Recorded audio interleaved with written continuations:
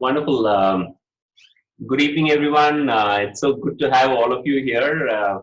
My name is Inian, and we have Mr. Ramesh Kumar already with us. And it's such a privilege and honor to have somebody as senior and as seasoned as Ramesh Kumar is on the call. None of you, I don't think, require an introduction to Mr. Ramesh Kumar. And welcome. Ramesh Garu. So good to have you on the call.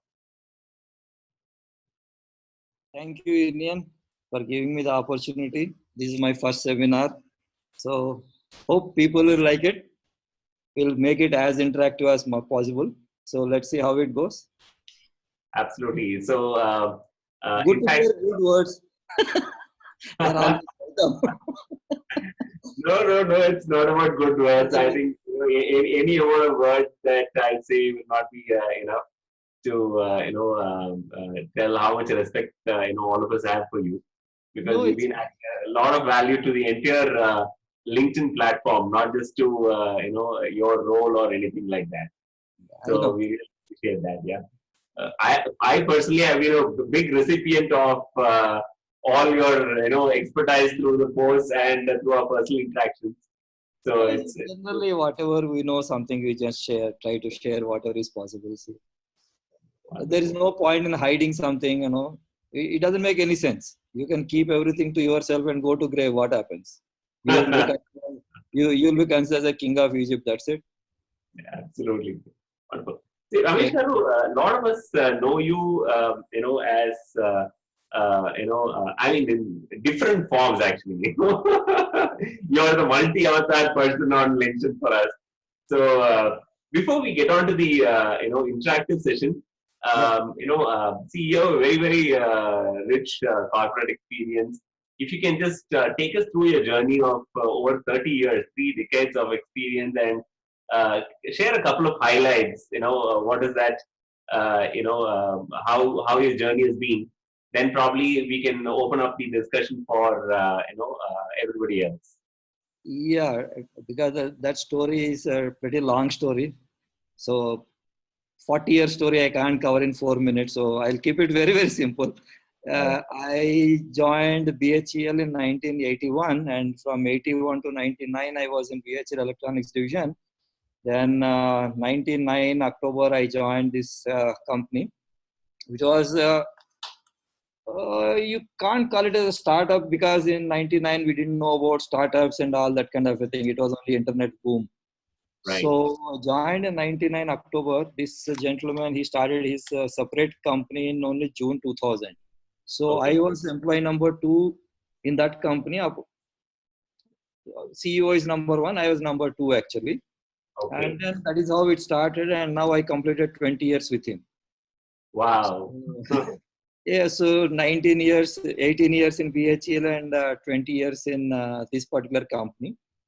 And generally, I keep my professional thing off on my LinkedIn because I don't want to sort of give any hints of what I am doing, official secret acts or whatever it is. I think it's totally a different issue. I am on LinkedIn only to help people, not for taking any help from anyone or pitch in my business or get my business. So many people ask me, why are you giving away so much information? You have to hold something and then you monetize. I Right. am not like that actually. I am thankful to God. He has given me something Right. more than what I asked for. So I thought I would like to share whatever I know, at least not the money part. At least I can share whatever is the knowledge, experience. I don't even say knowledge. I just share my experiences, and probably knowledge is out of it. People are picking it up. So that is how I put it in. I don't even say that I am giving you a knowledge as such. Right. In fact, I think it's this humility and your magnanimity that makes a lot of people really love you. No, I don't have anything to actually prove to anyone or anything. See, why I should have my personal branding and all. Many people keep telling you should have your personal branding. I don't believe in creating your personal branding. If people notice you and notice their love, it's good. We feel very happy when somebody loves you. There's Right. absolutely no doubt about it. And that comes only by sharing. You can't buy the love and affection of anyone else. Wonderful. Thank you, Ramesh Garu, for sharing that. Good evening, everybody. So good to have all of you on the call. And Good to see so many people. Actually, I am thrilled. Nice. If I can request everybody to have your video on, that'd be great. Because one, it gives a puts a face to the name that Ramesh Garu sees, and it definitely makes a lot of sense for us to have and live interaction there, right? Wonderful. So that's great. I can see a lot of people coming in. In fact, there are a few more people in the waiting room. I'll just allow them in. And if I can request, if you have a question, why don't you send it on the chat? Send it on the chat privately to Common Sense Entrepreneur. You will see it's starting with private Common Sense Entrepreneur, right? So kindly send it to Common Sense Entrepreneur. I will quickly look at your questions, and so that I will pick up some questions which are relevant for most people, right? So that will be great, because we are really thrilled to have Ramesh Garu here, and it's a great it's a great privilege to be able to interact with him. And if I pick up your question, I want you to come and ask this question directly, right? I'm just picking up the question. I'm not going to be asking the person, asking Ramesh Garu the question. I want you to, come and, ask the question directly. So I hope you're in a place where your audio is very clear, and that's very important. That's why it is important that you use your name directly on the chat as well. Yeah, wonderful. So let me start going through some questions, and we'll get the questions rolling.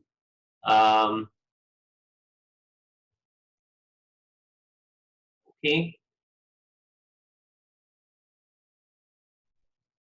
Okay, here is an interesting question. So let me see if I can bring up. How do I? Okay.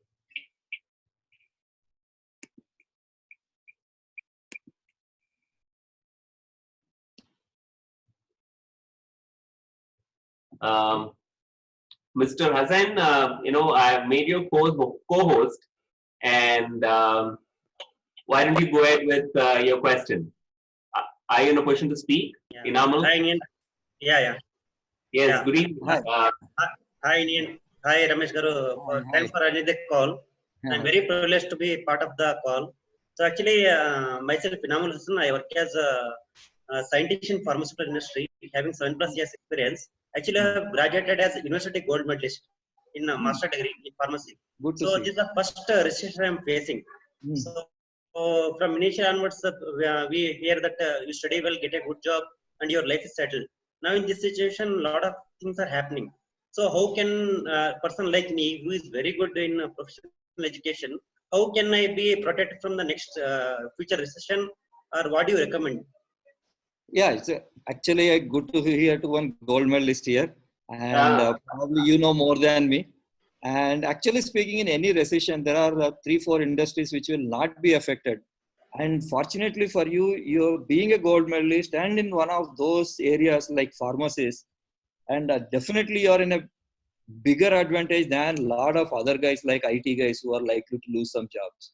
Pharma, healthcare, education, entertainment, and e-commerce. These 5 are going to be facing a lot of boom in all these future years. So practically speaking, you don't need to worry about anything. Pharma is going to have a lot of business. So I think you are not eligible to ask this question. I mean, jokes apart, pharma definitely is going to play a major role. You'll keep looking for the new vaccines coming in, whatever it is, the way it is logistics work. If you see, 1mg is doing a great job, pharmacy is doing a great job. Logistics are never a problem. And coupled with e-commerce, pharma is going to have a great future. There's absolutely no doubt about it. And depends on your interest in that particular pharma field. What is your core strength, whether you want to create some formulations of your own, or in which area you are going to, please strengthen those strengths. Don't look for some small weaknesses to be covered. Go ahead with your strengths. Cover your strengths more. Strengthen your strengths more. Wonderful. Can I request S.L. Narasimhan to share? Is S.L. Narasimhan? Yeah. Yes, Good evening, Mr. Ramesh Kumar, and good evening, Mr. Indian. And my name is Lakshmi Narasimhan, and I'm a mechanical engineer by background. And I work in the industry for last 30+ years in the industry. And I used to work for world's largest appliance factory, heading the entire plant there. And my question to you is, moving forward, demand versus supply ratio will be the biggest challenge. Huge competition, and getting an opportunity in career will be a nightmare. So what is your recommendation or options you are proposing to the younger generation coming out of the college or working in industry for a couple of years? So demand is always there actually. Supply also is there. This is only question of matching supply versus demand. Most of the, if you talk about freshers don't even know where to go today. That is the biggest problem of the industry. Everybody blames education system, saying that this current education system doesn't give a proper inputs. They just give you machines, and then they become electrical engineer and mechanical engineering, and they're on their own. And 90% of these engineers, so-called electrical, mechanical, civil, metallurgy, whatever it is, they learn a sort of Python, go into artificial intelligence. Somebody knows only .NET, they go into .NET. So finally, all 90% of engineers are becoming IT engineers.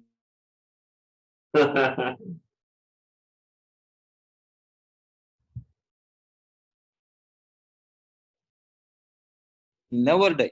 There are few engineers who are very good in civil, and they go into civil area only. They will not come out of civil because they love civil. Mechanical, of course, you are a very lucky person. You would have worked in manufacturing, and nothing like manufacturing. Even I love manufacturing. I am an electrical engineer. I love manufacturing. I worked in 18 years in BHEL. Even today, somebody gives this salary in manufacturing, I would go. Of course, nobody will give a different issue. So the people, the supply is always there, demand is always there. You should find where exactly you will fit in. If you talk about freshers, sorry, I'm omitting your 2 to 3 year experience guys, because they already burned their hands. They know exactly what is industry and how they are going to face. The freshers are the worst affected, because they have no idea where to go and where to fit in. So that is where actually people like us, we are trying to guide them, saying that what is your core strength and what is that you want to do in future. And we keep telling them, please improve your communication skills, verbal, and then you have to improve your qualitative analytical skills, and then go look into whichever area you want to go in. Demand is always there. You show me any engineering graduate who is not employed for the last 2 years. Maybe you are not working in a correct job or whatever it is, but still the jobs are there. It depends on what you want to do and how you want to do. For example, I'll take my BHEL case. When I joined BHEL, I was on the top of the world saying that, oh, I am an electrical engineer and I'm going to go to the power stations directly. And I love power stations. Very few people like power stations because it's a very, very difficult area to live. Right. Job will be very good, and there will not be any food to eat in a power project. You have to walk some 6 kilometers, 7 kilometers to a dhaba and eat actually, if you are not cooking yourself. Very tough life. All the time you're standing in the power plant with the dust, environment, everything. When I joined BHEL, I requested to be posted to commissioning. They didn't. They finally posted me to material planning department, which I heard it's a supplementary to purchase and procurement. So I am supposed to calculate what is the requirement, material requirement, then tabulate it, and then tell so-and-so item number, so-and-so, I want 10 items, you order 11 items and procure it and give it to the production. This is the work. I cried and cried. I asked for change of department. They never gave me. I thought my life is dead. I am wasting my time. I don't know. In 1981, if you get a job in BHEL, parents would never allow you to get out of the place. You are there, settled. Your life is done. But then I cried. I did everything, tried to change the department. Nothing happened. Finally, I thought it's not going to help. Let me make my work better. So I started liking my project work, and then I introduced computerization systems and all that. By 89, we did a complete factory-wide automation in BHEL in Electronics Division, Bangalore, which that time we never even heard of ERP or anything like that. We started with MRP, material requirement planning, which is my department. Then we increased it to manufacturing. Everywhere purchase orders, everything is automated. By 89, not a single item was procured without appearing on the system. So what I keep telling people is, if you don't get a job of your liking, at least you like the job what you are working. So naturally you start putting in more efforts to come out of it. So there are so many things where people can see, if you don't, how many people will get the job what they like? I want to go to Maldives, sit there in a beach and then write content for LinkedIn. Who will pay me? As simple as that. As simple as that. So I do it here, go once a while to Maldives, enjoy and come back. That's it. Right. Hope I answered your question, sir. I don't know whether I really answered or not. This is what, there is always a demand. You find out where you will match, find the location and where which pays you well, and then settle down. Can keep looking for the new technologies, how to upskill your own skills, and keep moving wherever demand is good. Absolutely. You're right. Well said. In fact, connected to SL Narasimhan's question is the next one. Nandan Pawar, just following somebody who's 30 years experience, I have somebody who looks like a person with a who's just starting. Nandan, are you there? And in Ramesh Garu, sir. Good evening. Both. My question to you is, I'm a final year graduate, passing out this year. So we have been said by our college departments saying that our joinings will be delayed due to this corona and all. But what apart from joining will the effect be on this? And one more question is, sir, we have many students of 2019 and previous batches who are not yet employed. So regarding off-campus placement, how will the situation be in the future after this? Honestly, nobody knows. This is the once in a lifetime thing. Unfortunately, your 2020 batch is known as a corona batch. So unfortunately, that is the situation today. So there is no going back. See, you can't repent on anything. So what is happening, you have to take it as it comes. You act as if nothing happened. The next 3 months to 4 months is very, very critical for the industry to bounce back. First step is industry to bounce back. If industry bounces back, you have all your chances.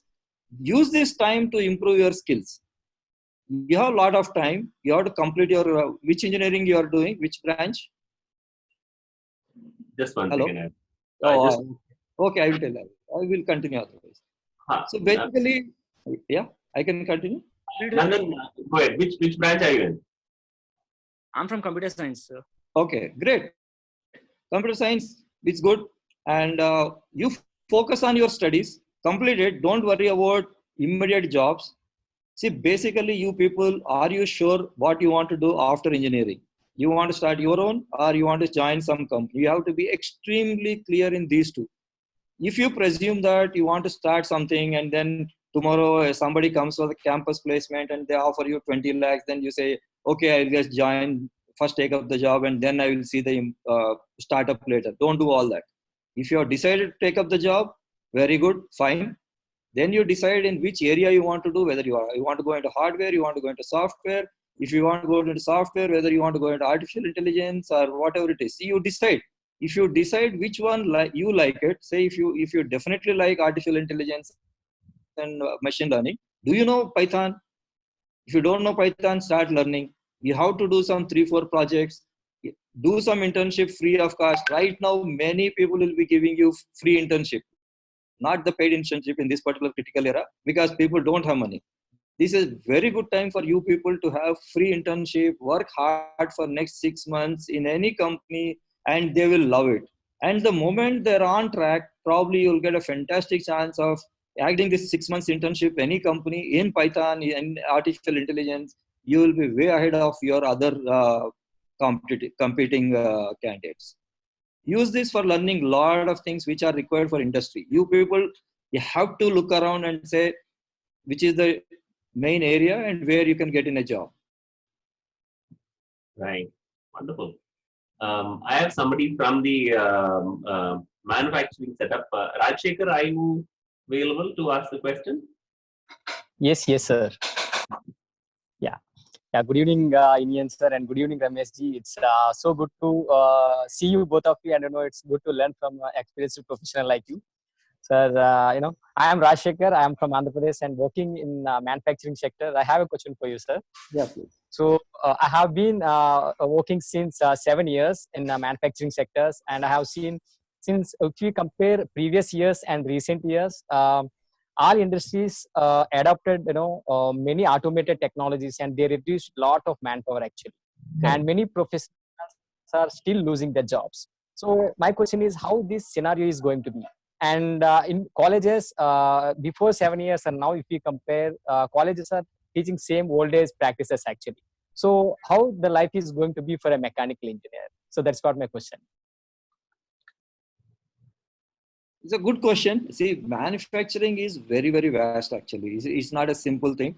Depending on your field of manufacturing, whichever type of manufacturing you are talking about mechanical issues, or it could be anything. Basically, automation is going to be there, irrespective of your area of manufacturing. The machines will be automated. Your CNCs lathes are replaced by CNCs, and then after that you have completely automated systems where start to end is everything is automated process. Manual intervention is extremely low. You have to find an area where you can specialize in manufacturing area. Like civil people can specialize in their process management, and they can do PERT charts and plannings and all that kind of a thing. You have to find a niche area in your own manufacturing. If you are going into design aspects of manufacturing, I don't think you'll have any problem. If you are specialist in a process industry, so you still have a big advantage irrespective of the type of machines. You'll still have a demand. So you think where you can contribute more. If you're talking about a tool making, probably you're definitely out of business, because there will be 3D machines which are doing automatically. You just feed the design, and every three-dimensional product will automatically come out. How you feed that drawing to the 3D machine is the only important feature there. So are you going on this manufacturing side of making it or designing it? That makes a lot of difference between your cycles. Wonderful. In fact, next question comes from an academician. Is Mrs. Kala Sridhar available? Yes, just one second. Yes, ma'am, please go ahead. Hi, good evening. Thanks, Inian, for this lovely session, and nice connecting with Mr. Ramesh Garu, and good evening to everyone. I handle corporate initiatives in Acharya Bangalore Business School. My management students are really worried about their career growth, which is being compared with the current scenario. Currently, we are having very good companies to come and actually hire them, and the package is also very good. But then they are a little worried what is going to happen in future, because for sure recession is going to take place. Every company is hit. So can you throw some light about this Mr. Ramesh? Yes, ma'am. This is that, like I said earlier also, this is a one-time thing, first-time thing we are all facing in this era, and everybody is going to have a problem, particularly MBA student. You are talking about MBA students. MBA students also will have the same problem. Unlike IT guys, probably immediately they'll get in somewhere here or there. But MBA people, I think they should know exactly what area of specialization they are going to do, whether it's marketing or sales or finance, whatever it is. They have now 6 months time minimum, because this recession is going to, actually these industries will take at least 3 months to 6 months, and some industries may take as much as 7 months to 8 months, or maybe 12 months. We don't know, actually speaking, how they're going to work. But if they are in pharma, like I said, pharma, healthcare, entertainment, education, definitely the industry is booming. If you see, EdTech is booming a lot. If MBA guys can go into education sector or healthcare sector, they should not have any problem. If they are going to e-commerce platform, there will not be any problem. If you see, even Amazon is hiring 75,000 delivery guys. To manage the delivery guys, let's say you need a huge back-end operations team. So that logistics teams will be working anyway. So that way, e-commerce is a great area which everybody is going to work. So I think if you can guide your people well to which sector they should go in, like I still prefer them if they can go into healthcare. And EdTech is getting saturated because every second guy has started one e-learning platform, and everybody has an e-learning platform, and it's selling to educational institutions is extremely difficult. So schools and colleges is very difficult unless you know how to get in. Healthcare is a very good area, and e-commerce is a very good area. So entertainment, of course, is very complicated. Large investments are required. So I recommend your people to focus on healthcare and e-commerce. I don't think they will have any problem because already these two are booming well. Right. Wonderful. Thank you, Ramesh Garu. In fact, on the other hand, I have somebody with more than 20 years of experience, again, this time in the IT industry. Is Prabhu M available? Can I have Prabhu M come on the call? Yes, Inian, I'm available. Am I audible? Yeah. Yes. So please go ahead. So good evening, Mr. Inian, and good evening, Mr. Ramesh Garu. Hi. So good to be part of this forum. In fact, I had two questions. One is similar to what Mr. Inamul had earlier asked, but the other one is, as we just discussed, because of this current situation that the entire world is facing. So in my opinion, it would take at least about 2 or 3 quarters, for the company to get back to the normal, pace. So we already see that many companies, IT companies are cutting down the salaries of their employees, or some people have already, laying off people, right? So this time it is because of Corona, or maybe after a couple of years, it could be, something else, right? So recession is bound to happen. Correct. So my question is, Mr. Ramesh, how can an individual plan, right, for a situation, to handle it better in future, right? Because somewhere, down the line, we need to be, safeguarding ourselves. So what are the options that you would suggest for people who are maybe in the industry for quite some time? I think I'm going to take a long time on this question because it's a very important question everybody has in mind. So a lot of people are asking about this. So before that, I would like to tell a small thing where I used to tell everyone that you should have 2 goals in life, saying that one is a short term and one is a long term, for 2 areas. One is personal and one is another official. So in personal, you should have 1 short term and 1 long term. Like official, we have 1 short term and 1 long term. Official short term is tomorrow you have to do something, or next 4 months you have to do something. You have to do it, no choice actually. And long term, you have a big vision. You have to develop something new, which is revolutionary, earth-breaking in your own area, whatever it is. Maybe you have a target of next 5 years or 6 years. You work on that very seriously. Similarly, for personal also, you should have 1 short-term goal. This year, what are all your commitments? What all you have to do? That anyway, you have no choice. You have to do. And long term, you dream of your house or some car, whatever it is. You have a long-term 10-year plan. Then you go ahead and then plan as per that. Now I am changing my logic. I am talking about revenue actually. For every house, earlier we used to say 1 man earns and everybody eats in the house. That was fine. Then slowly everybody has a spouse also working, only except for the time where she has to go her family way, and then there may be some small break and then it comes back. Now what I am telling is, because these companies are cutting down salary, say if they are giving you 50% salary, now the problem is whether you should put in your 100% time for getting 50%, or you are using 50% for 50%. No company will agree for you saying that I will work only 50% for 50%. The moment you say you work for 50%, they will say I will pay you 25%. So this is going to be a big problem. So you can never tell that this is going to be how many hours I am going to work. So I think the companies are also going to change a bit. They are going to be lenient. A lot of thinking is going to be there. If they are allowing them to work from home, you are given an assignment and you are supposed to do it. After that, what you do, nobody cares. So this culture is slightly going to come in. I think now, thanks to Corona, everybody now are accepting your work from home.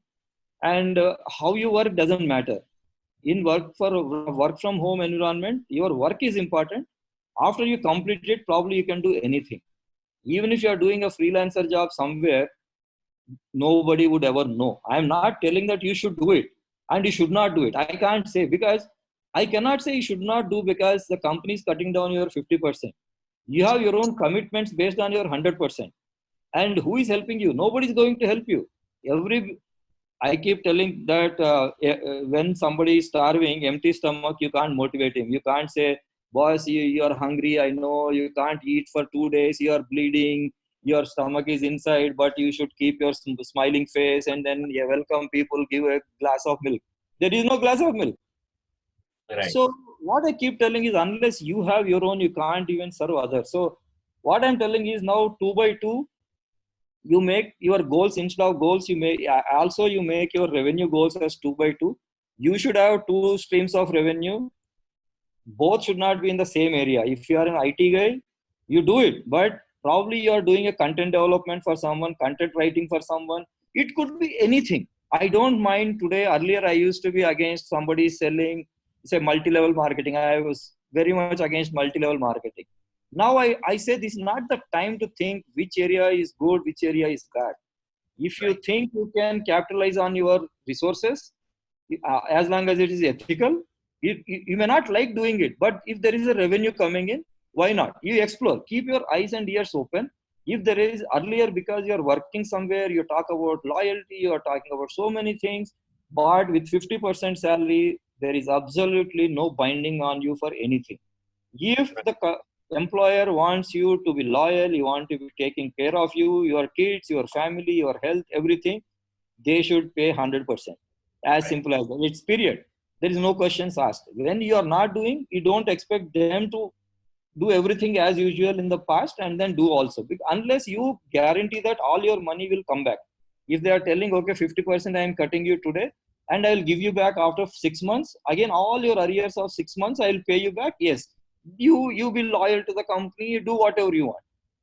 Then second part I want to impress upon is, if your wife or spouse or anybody who wants to work, please make them work conveniently. Don't force them to work. If they are willing to work, if they are ready to contribute, please ask them. If they are ready to work, let them work. And you should have additional revenue in any way. So you don't fix yourself to IT. If you are very good in programming, correct. But if you are doing a part-time job for another one for same programming, what happens is, tomorrow the company may say your conflict of interest and all that kind of things will come in. If you are doing totally different, if your company is dealing with fintech and then you are getting some part-time offer in edtech, you can do it still if the company is, there's no conflict of interest. But I am doubtful whether if you put in writing to the HR and saying that, okay, I am trying to do this, I'm not sure any HR will give you a clearance. And at the same time, if you go on freelancer.com, 90% of the people are already working somewhere and they are doing freelance jobs. Nobody should have an objection as long as you are not doing anything with official secret act and you are not using the knowledge what you gained in the company, using it elsewhere. So keep it separately. That is why I keep telling, if you are developing content or your hobby is graphics and you are good in graphics, and probably you can do that exercise as a separate exercise for someone else. And this is the time actually you should collaborate with your own friends in different companies. If they can get you some sort of part-time assignment, you can always do it. Of course, routing the money and all, you can always think differently. So think over how you can make extra money. That is very, very important. All these days, people are not worried about money because you are getting paid on the first of every month, and we thought everything will fall in place. In future, you will never know what happens when. And even employers, their concepts are going to change, their way of thinking going to be changed. And in future, if any new employee comes, I will not be surprised if they say, you come with your own computer. I will not be surprised, because working from home is so common now. You'll be working on your own computer. Company may not give you a computer of 50,000. Why should I give you a computer? Right. I'll give you an appointment letter saying that you please bring your own computer to the office. We don't know. Everything will change. So be prepared. Try to see how you can have extra additional revenue without dealing with illegal things. That's all. If you are comfortable, do it. In fact, I just want to add a little bit here. Wonderfully said, Ramesh Garu, because see, things are changing so much. I just want to extend what Ramesh Garu said from an HR person's perspective, having spent close to 20 years in HR. in the software industry at a senior level. One of my suggestions is, I always, recommend people to develop an additional skills apart from what you are doing at your office. See, the most important thing for an HR is that your primary work should not get affected. See, whenever you take up something else, what happens is people get more passionate about it, and then you go after it. Obviously, if you're going to compromise on your work, no company is going to accept that. So that's the first thing. The second one is you cannot have a conflict of interest. Although Mr. Ramesh Kumar talked about it, I want to reiterate this because, see, for example, I used to work for this company called SAP Labs. Now, if I do some work, trading program for, let's say, which is the direct competition of SAP Labs, I can say, hey, I'm a HR person, I'm only doing a training, but I'm actually developing the productivity indirectly for my competition. Now, that is, so that is a conflict of interest, right? So, correct. So you need to be very, very careful about what you're doing. For example, if I'm a HR person, if I trade in, my shares, I'm perfectly fine. If I'm, dealing with real estate, it's perfectly fine. Like Ramesh Garu said, if you really look at something else, content development, marketing, I mean, you can choose. As long as it's ethical, be careful, right? Because there are a lot of people outside who are after your money, your hard-earned money. Correct. Right? So you want to have a personal choice as well as be responsible to your current employer. As long as you're able to balance both these things, I think this is exactly what Ramesh Garu said. I just want to add that from an HR perspective. Thank you, Mr. Ramesh Garu. In fact, I want to bring up Pushpita Vate. Is Pushpita on the call? Can I request just 1 second?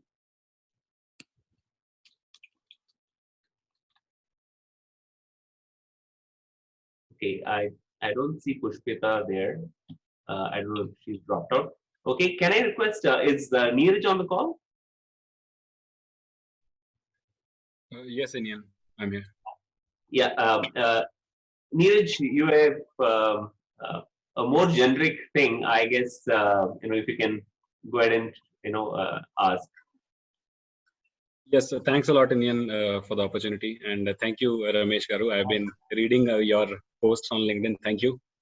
Thanks. And so, see, my question is, see, even before Corona, these small and medium-sized companies, they were facing a lot of challenges.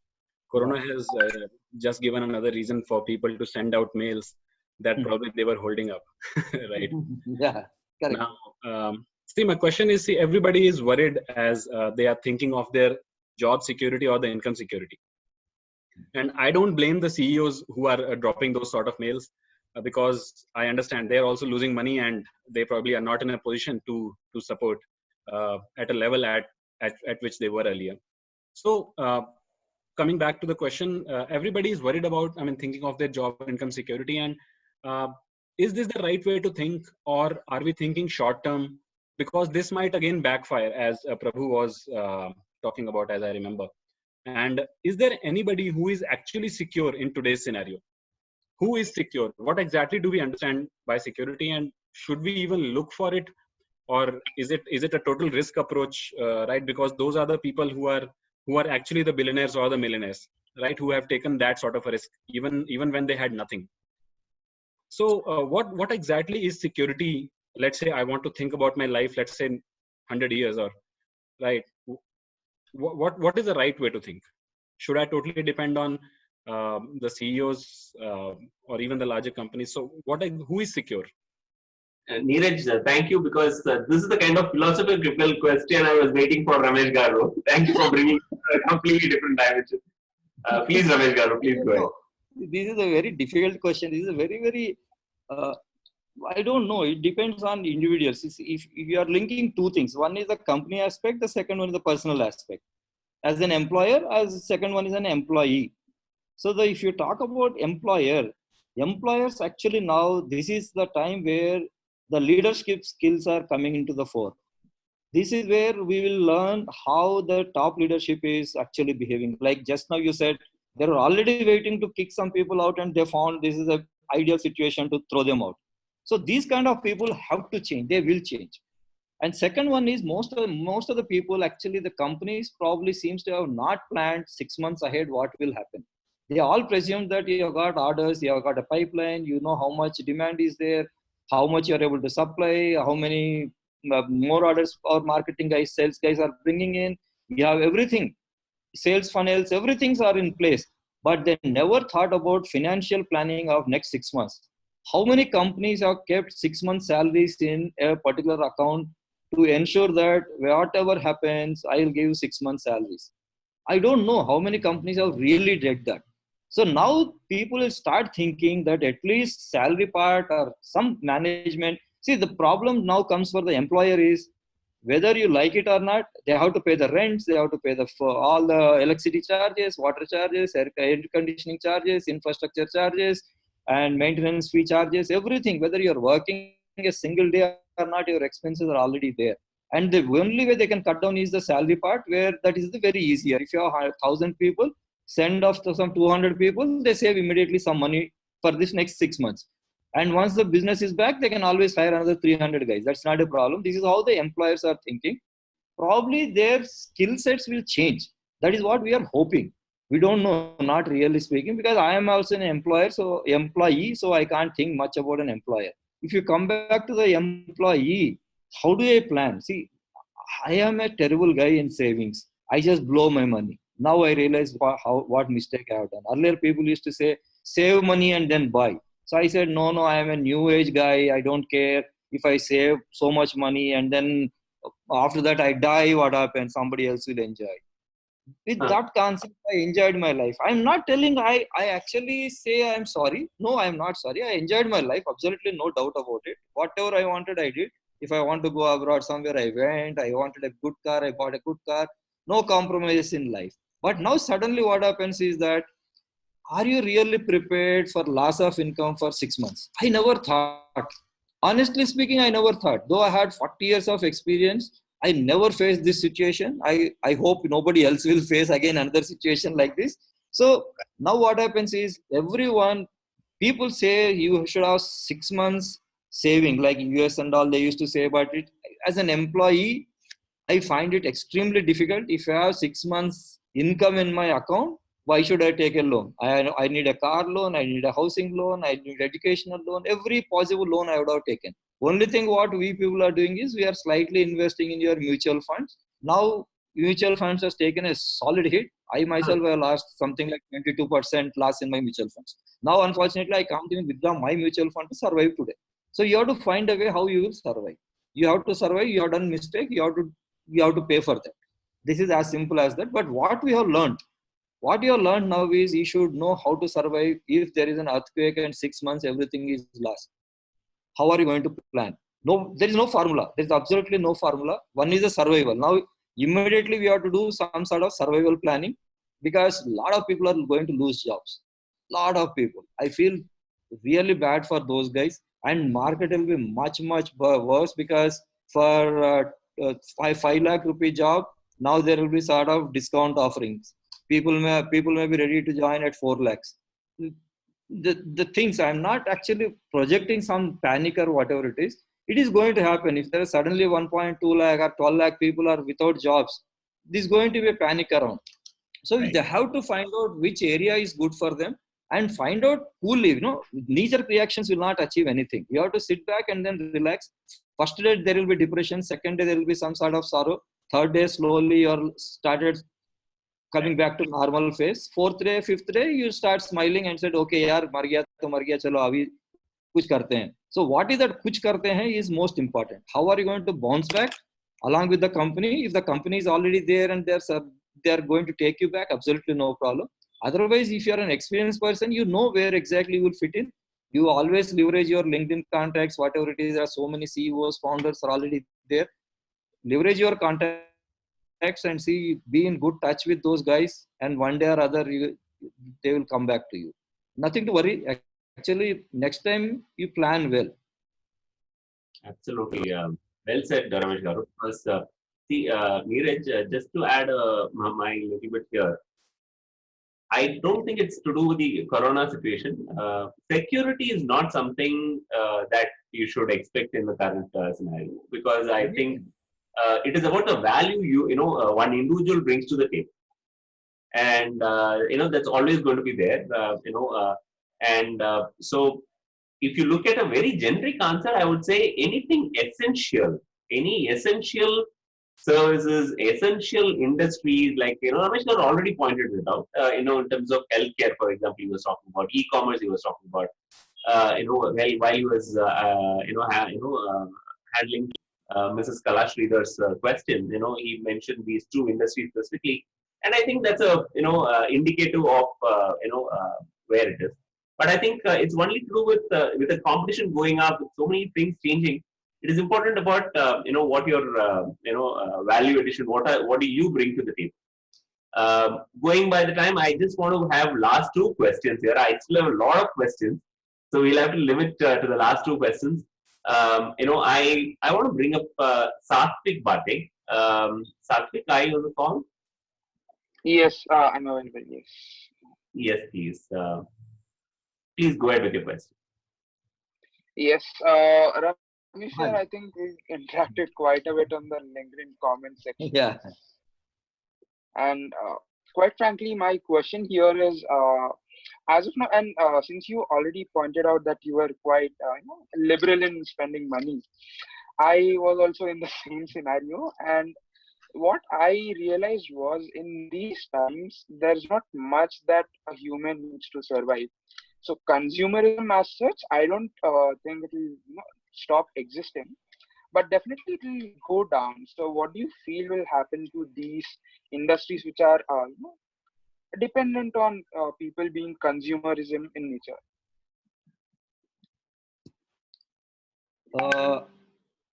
See, if you are talking about specific areas of expenditure, like what I have been telling, that healthcare and e-commerce and education, entertainment, whether you have money or not, even today your TV is running full, you are paying your television channel cost. You are continuing your mobile cost. Internet is always paid. Your student children fees you have to pay. EdTech, you are actually funding even if you don't have anything to eat. There are certain areas which there is no compromise. You have absolutely no compromise. You have to go and buy provisions. So there is an e-commerce site, they are doing fantastic job. So this is always there in your back of the mind.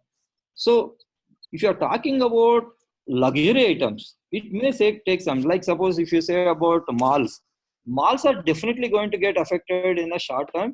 For next, I think 6 to 7 months, I don't think malls are going to do a good job. They will actually have to play a bit low. Few shops, maybe they will close few luxury shops, because it will take some time for people to come in. And cars definitely will get affected. Automobile sector slightly will be affected. It will bounce back. Like real estate, they said is a very bad and all that, but real estate always bounces back anytime. And this is the time when everybody is selling. People, there are so many people who have holding capacity, they will always buy. So it is not that, it depends on your income actually. So far you had an extra income, you tend to spend it. So if you are getting your 100% salary, you still spend it. I don't think there is anything which is holding you back. Maybe only component of which you will go into is your savings. Instead of spending on some luxury item, I am sure you think twice before spending on a luxury item. You put it back some amount as a reserve fund. Maybe it's a mutual fund, or could be a fixed deposit, or could be some sort of investment. It could be anything. So it will be a very cautious game now onwards. People tend to think before buying a luxury item. Not everybody who has spare cash will anyway buy it. There's no doubt about it. People like middle class, they will think twice. They're not with that luxurious. But people going to hotels will not stop. It will start working. People will start going to pubs and bars the moment it is open. All that will start. No doubt about it. You open today, tomorrow I and Union may be going to one bar, but of course he won't drink. So can't call him there. So he is blacklisted by me. So he'll only coffee day. Yeah. Yes, Ramesh. Your memory is amazing. I want to bring the last question in. Michelle had an interesting question apart from jobs. Michelle, are you on the call? Hello, Inian. Can you hear me? Yeah, I can hear. Yeah. You're audible. Good evening, Ramesh sir. Hi. It is so good to listen to you. I have only followed you on LinkedIn, and I find it so amazing that to meet and listen to you. It's just been so wonderful to learn from you. Thank you so much. So I have a little different question, sir. I'll give you my background. I'm an HR person by background. Worked for about 16 years in corporate, and now run my own business. I'm fairly ambitious, so I am doing something. But now this Corona is telling me zyada Corona. Do something more. So I wanted to ask you, what kind of mindset should I have as a lady in terms of being ambitious about my future, and what can I do to bulletproof my family's finances? I have a little one. I have to provide. I mean, we have to provide, but I'm already thinking that I'm doing enough. So what would you suggest? Oh, it's a very complicated question. See, there are multiple things when it comes to kids. See, I'll tell you one story. When my daughter was born, there were two schemes. One is some Raja Lakshmi something, and then some UTI IDBI bond. They said you pay 5,400 rupees and you get 1 lakh at the end of 22 years. And IDBI said you pay 3,000 rupees. After 25 years, I get 1 lakh rupees. That was in 1992. I paid both. Now what happened after 8 years or 9 years, both of them, they closed the bonds. They gave me some 8,000 rupees each. So what do I do with 8,000 rupees after say 8 years? It doesn't make any sense to me. So but anyway, it doesn't matter. But as far the kids are concerned, I say that you must open a separate bank account for the kid. It is like a piggy bank. Whatever money is there, you just put in the kids account. Tomorrow what happens, even in the worst situation, you don't feel like taking out money because you feel bad for taking out daughter's money or son's money. So that money is always there for them, and keep adding the kitty more and more. Don't touch it till they become 18 years and all that. Let them start doing whatever they want. This is one way of forcefully giving it. Of course, you can always build your assets and all that separately. I'm not a businessman. I'm just an employee. So I can't talk much about revenue generation part. I was more covering about how HRs or whatever it is, those kind of a thing. But in your case, probably you should start investing on the child's education more, and the child should be actually independent, on financially independent, whatever. It is a daughter, I guess. So it should be anybody, every individual should be financially independent. Yeah, pardon? Yes, I have a daughter.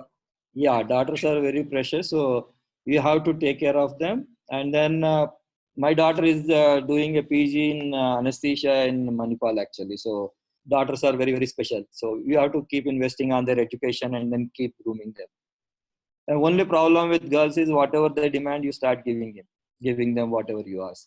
So profession wise, yes, you have to have, because you're on your own, you start actually finding out what value you can bring to the companies. If you're a consultant to a company, you can start actually suggesting different type of products. Yesterday only I was talking to one gentleman who was extremely creative actually, like something like microfinance. They are funding like get your salary sort of thing.